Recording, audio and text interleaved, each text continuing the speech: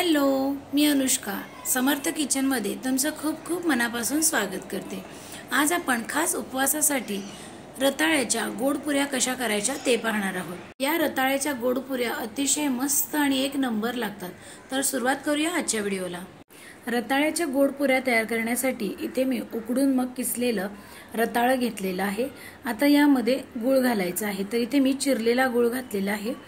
तर गूळ तुम्ही तुमच्या आवडीनुसार कमी जास्त करू शकता। इथे मी गूळ वापरलेला आहे। याऐवजी तुम्ही गूळ पावडर वापरू शकता किंवा पिठी साखर वापरू शकता। आता हा गूळ जो आहे तो पूर्णपणे मी वितळवून घेतलेला आहे, पूर्ण वितळलेला आहे। आता यामध्ये चिमूटभर मीठ घालायचं आहे। कोणत्याही गोड पदार्थांमध्ये जर चिमूटभर मीठ घातलं तर तो पदार्थ खूप छान होतो। आता यामध्ये राजगिऱ्याचं पीठ घालायचं आहे। अर्धी वाटी राजगिऱ्याचं पीठ घेतलेलं आहे। व्यवस्थित मिक्स करून घ्यायचं आहे। यानंतर आपल्याला वरीच्या तांदळाचं पीठ घ्यायचं आहे। तर तुम्ही फक्त वरीचं तांदळाचं पीठ घेऊ शकता किंवा राजगिऱ्याचं पीठ घेऊ शकता। इथे मी दोन्ही थोडं थोडं घेतलेलं आहे। तर याचं काही प्रमाण नाही आहे, जितकं रताळ्यामध्ये पीठ हे मावेल तितकं घालायचं आहे। तर इथे मी आता वरीच्या तांदळाचं पीठ घातलेलं आहे। तर व्यवस्थित असं मिक्स करून घ्यायचं आहे। तर हे पीठ मळताना अजिबात पाणी वापरायचं नाही आहे। पाणी न वापरता व्यवस्थित असं त्याच गुळामध्ये आणि रताळ्यामध्ये मिक्स करून घ्यायचं आहे। तर हे मस्त असं पीठ तयार झालेलं आहे। तर हे आता पीठ व्यवस्थित मळून झालेलं आहे।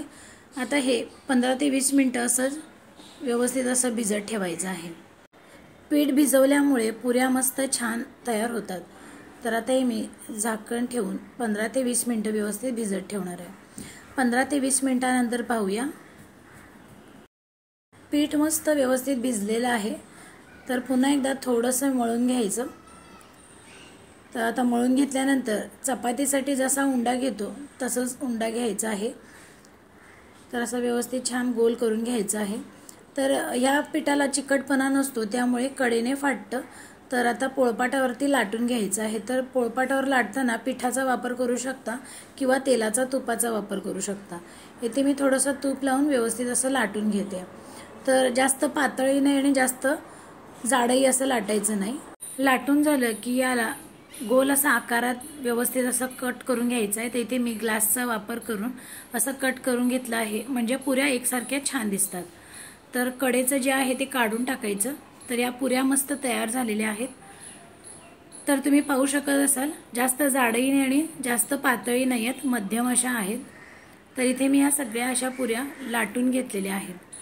पुऱ्या एकदम लाटून घ्यायच्या म्हणजे तळायला सोपं जातं। कढईमध्ये तेल तापत ठेवलेलं आहे। तेल गरम झाले कसं ओळखायचं, तर एक पुरी छोटीशी करून तेलामध्ये सोडायची। तर पुरी वर आली तर समजायचं मस्त तेल गरम झालेलं आहे आणि बुडबुडे देखील येत आहेत। तर आता हे तेल व्यवस्थित गरम झालेलं आहे।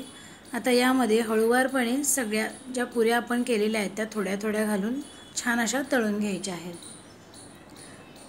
तर मी थोड्या थोड्या पुऱ्या घालून व्यवस्थित तळून घेणार आहे। तर ह्या चवीला अप्रतिम लागतात। तर मी रताळ्याची खीर दाखवली होती, तर त्या खिरीसोबत ह्या पुऱ्या मस्त लागतात।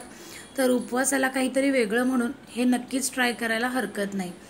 तर या पुरींना छान टम्म फुगण्यासाठी झाऱ्याने त्यावरती असं तेल सोडायचं, म्हणजे मस्त टम्म फुगतात अगदी आणि खूपच चवीला छान लागतात। एक नंबर चव आहे, तुम्ही नक्की ट्राय करा। आणि ही ट्राय केल्यानंतर तुम्हाला जर आवडली तर ही कशी वाटली मला कमेंटमध्ये नक्की सांगा। तुम्ही पाहू शकता कशी मस्त टम्म फुगलेली आहे। तर तसंच दुसऱ्याही पुरीला छान असं मी तेल सोडते। पहा, दुसरी देखील मस्त टम्म फुगली आहे, सुंदर रंग आलेला आहे। अजून 1 मिनिटभर व्यवस्थित असं तळून घेणार आहे। हलका सोनेरी रंग येईपर्यंत छान तळून घ्यायचं आहे। आणि गॅसची फ्लेम ही मिडियमच ठेवायची। हाय फ्लेम जर ठेवली तर पुरी जळू शकते आणि आतून मग कच्ची राहील। तर ह्या मस्त अशा तळून तयार झालेल्या आहेत। तर ह्या मी आता सगळ्या काढून घेते। तर पहा किती मस्त झालेत। अशाच प्रकारे इथे मी उरलेल्या सगळ्या पुऱ्या आहेत त्या तळून घेते। आणि एकूण एक पुऱ्या ज्या आहेत त्या मस्त टम्म फुगल्या होत्या। चवीचं म्हणाल तर एक नंबर झाल्या होत्या। या पुऱ्या झाल्यानंतर घरी आमच्या लगेच फस्त झाल्या। तर अशा प्रकारे या मस्त झालेल्या आहेत रताळ्याच्या उपवासासाठी गोड पुऱ्या। अशाच नवनवीन आणि चमचमीत रेसिपीज पाहण्यासाठी समर्थ किचनला लाईक, शेअर आणि सबस्क्राईब करा. पुन्हा भेटू एका नवीन रेसिपीसह. तोपर्यंत मस्त खा आणि आनंदी रहा. धन्यवाद.